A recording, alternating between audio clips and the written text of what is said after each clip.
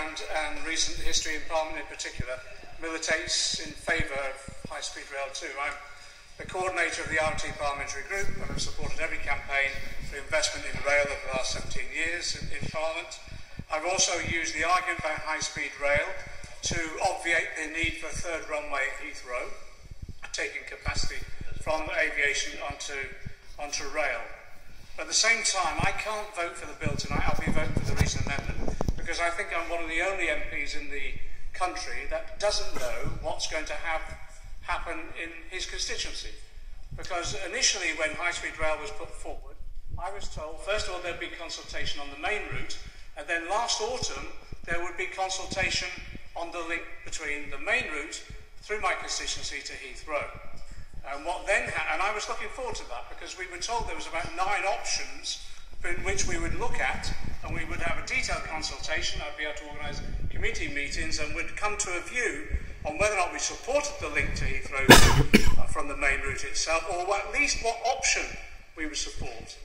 Since then, of course, as my honourable friend from Ealing has alluded to, what happened was that there was a grubby compromise, but I have to say, across the front benches as well, that an airports commission would be appointed to get every political party off the hook before the general election about coming down on a decision honestly about what they supported with regard to expansion of aviation.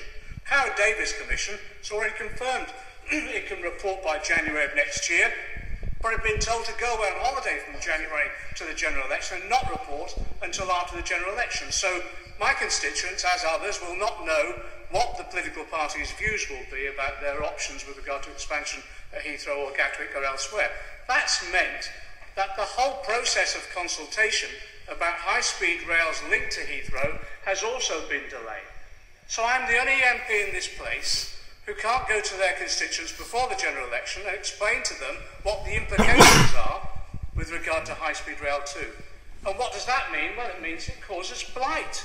It causes upset and distress for those people whose homes and businesses and community resources will be at risk, but it causes long-term blight within the area as well. We're already blighted by the threat of a third or a fourth runway. We're now blighted by the threat of a high-speed rail link that could go under us, over us, through us. We don't know which way at all. That's just unacceptable politics, to be frank. Unacceptable. Grateful to the honourable gentleman for giving way. Doesn't this also send out a poor signal internationally that it's taking us so long to decide where our airport capacity is? And surely we should be ensuring that we have the best connectivity internationally, because after all, we're in a shrinking global marketplace that we should be competing in. I agree.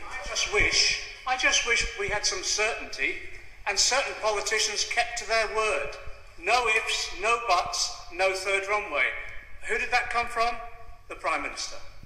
And they never said it was no third runway during just one Parliament. It was interpreted by most of us as a permanent commitment. Anyway, I agree with the Honourable Lady. We need certainty about this matter. And the one group of people that has no certainty whatsoever are my constituents. I'd like the Secretary of State or the Minister, when they reply, to explain to me now what will be the process for consultation and decision-making now with regard to the link with Heathrow. What will be the process of consultation? Will there be additional legislation? I fear, because there's clause 50 in this Act, which enables further expansion of the route to go on under a Transport Works order and not full legislation. Therefore, I'm concerned that there won't be full consultation, that we won't be presented with a bill in which we can debate in this House and vote upon with regard to the link to Heathrow. And in that way, yet again, my constituents will be left with uncertainty. This is no way to run a railway. This is no way to plan a railway, and it's certainly no way to spend £50 billion on a project that could be going nowhere.